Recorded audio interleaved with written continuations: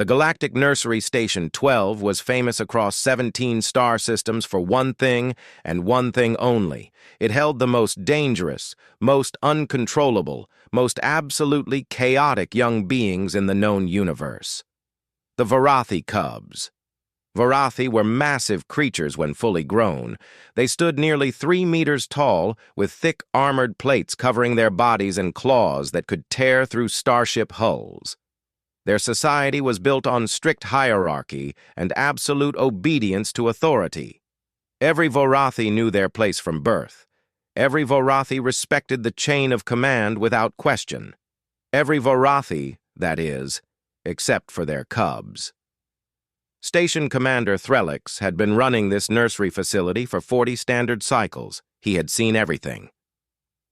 He had dealt with young Crixian fire-breathers during their molting phase. He had managed infant Balaxians who could phase through solid matter. He had even survived the infamous incident with the telepathic Morvian twins who had convinced half the staff to walk into airlocks. But nothing, absolutely nothing, had prepared him for this current batch of Vorathi cubs. There were 12 of them, 12 balls of armored fury and boundless energy. They had destroyed the play equipment on their first day. They had torn through 3 security doors on their second day. By the end of their first week, they had somehow managed to disable the station's gravity controls in their entire section. The repair costs alone had exceeded the facility's annual budget. Threlix stood in the observation room, watching the cubs rampage through their enclosure on the screens before him. 2 of them were currently wrestling over what appeared to be a piece of the ventilation system they had ripped from the ceiling. 3 others were taking turns charging at the reinforced walls, leaving deeper dents with each impact. The remaining 7 were engaged in some kind of elaborate chase game that had already claimed 2 light fixtures and a water dispenser. The security team stood behind Threlix. There were 20 of them, all heavily armed, all wearing their best protective gear, all looking absolutely terrified. "Commander," the head of security spoke up. His name was Brectus, and he was a veteran of 3 interstellar conflicts. His voice was shaking. "We have tried everything: sonic deterrents, chemical pacifiers, physical barriers. Holographic authority figures programmed with the exact behavioral patterns of adult Vorathi pack leaders. Nothing works." Threlix pressed his tentacles against the glass of the observation window. "The Vorathi Council assured us these cubs would obey authority. They said it was genetic, instinctual. They said we simply needed to project proper dominance." "With respect, Commander," Brectus replied, "I think the Vorathi Council has never actually spent time with their own offspring." This was probably true. Vorathi society separated cubs from adults almost immediately after birth. The young were raised in specialized facilities until they were old enough to be properly integrated into the hierarchy. It was efficient, it was organized, it was also creating absolute monsters. The station had requested help from every known species in the Galactic Council. The Melindri had sent their finest behavioral psychologists. The cubs had eaten their research equipment and chased them from the station. The Bracthorians had offered their legendary peacekeepers.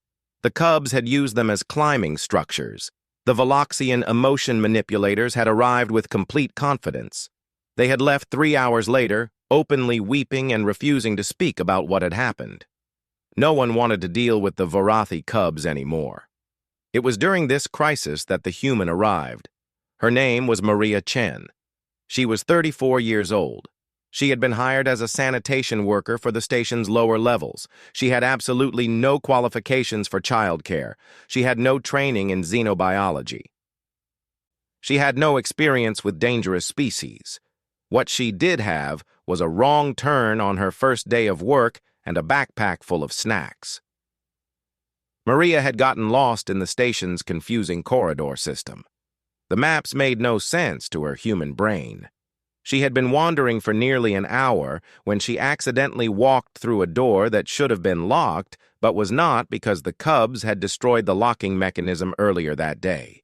She found herself in the Vorathi enclosure. The security team watching from the observation room collectively stopped breathing. Threlix nearly passed out. 20 weapons were raised. Rescue protocols were initiated. Medical teams were placed on standby. Maria Chen stood in the middle of the enclosure, surrounded by 12 Varathi cubs who had immediately stopped their chaos to stare at the strange, small creature that had wandered into their territory. "Oh," Maria said, looking around, "this is definitely not the sanitation supply room." The largest cub, a female the staff had nicknamed Destroyer, stepped forward. She was already nearly a meter tall despite being only a few months old. Her plates were dark gray, almost black. Her claws were fully formed and sharp. She had personally been responsible for hospitalizing 4 staff members. Destroyer sniffed the air, her head tilted. She sniffed again.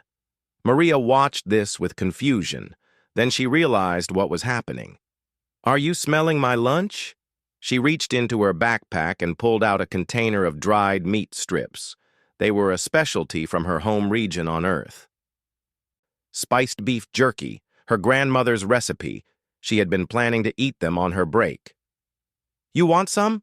Maria asked. In the observation room, Threlix was screaming orders. "Get her out of there! Now! Send the extraction team!" But the extraction team had not even reached the door when something unprecedented happened. Destroyer, the most violent and uncontrollable of all the cubs, sat down. She actually sat down. Her tail wagged, her claws retracted. She made a small sound that was almost like a purr. Maria tossed her a piece of jerky. Destroyer caught it in the air and ate it in one bite. Her tail wagged faster. The other cubs noticed. They approached. Some were cautious. Some were eager. All of them sat down around Maria in a circle. All of their tails were wagging. All of their claws were retracted. Maria looked around at the gathering of alien cubs. She smiled. "I guess I'm sharing my lunch today." She sat down on the floor, crossing her legs, and began distributing pieces of jerky to each cub in turn. They waited. They took turns. They did not fight over the food. They ate politely and waited for more. In the observation room, there was complete silence. Brectus was the first to speak. "What is happening?" Threlix had no answer. He could only watch as this small human female, this sanitation worker, did what their entire security force could not. The cubs were calm. They were quiet. They were actually behaving. Over the following days, Maria Chen became the unofficial Varathi cub handler. She had tried to explain that this was not her job. She had tried to point out that she was supposed to be cleaning waste disposal units. But every time she tried to leave the enclosure, the cubs would start causing chaos again. When she returned, they calmed immediately. The station's researchers observed and recorded everything. They developed theories. Perhaps it was Maria's scent. Humans had a unique chemical signature. Perhaps it was her size. She was smaller than the cubs, and therefore non-threatening. Perhaps it was her voice. Human vocal frequencies were unusual in the galaxy. But Maria knew the real answer. It was simple. It had nothing to do with science. She treated them like children. Not like problems. Not like threats. Not like animals to be controlled. She treated them like children who needed attention and care and the occasional snack. She gave them names. Not cold designation numbers. Real names. Destroyer became Penny because of the copper-colored spot on her nose.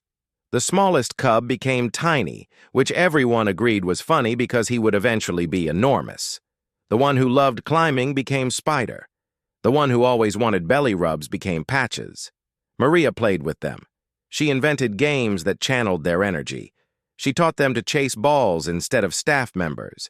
She created obstacle courses from discarded equipment. She brought them toys from the station's recycling center.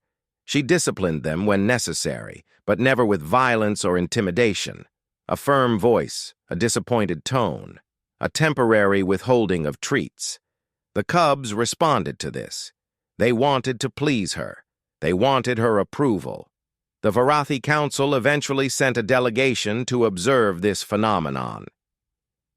They arrived expecting to see their cubs obeying a supreme authority figure, someone who commanded respect through dominance and power, someone who embodied the Varathi ideals of hierarchy and control.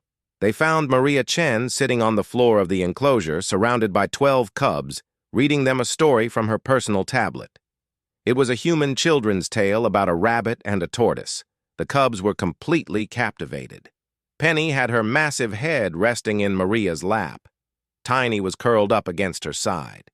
The others were arranged in a semicircle, their eyes fixed on the screen as Maria showed them the pictures and acted out the voices. The lead delegate, a massive Varathi warrior named Krathvor, watched in stunned silence.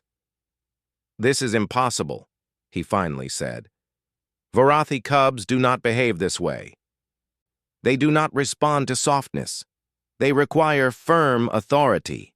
They require dominance." Maria looked up at him.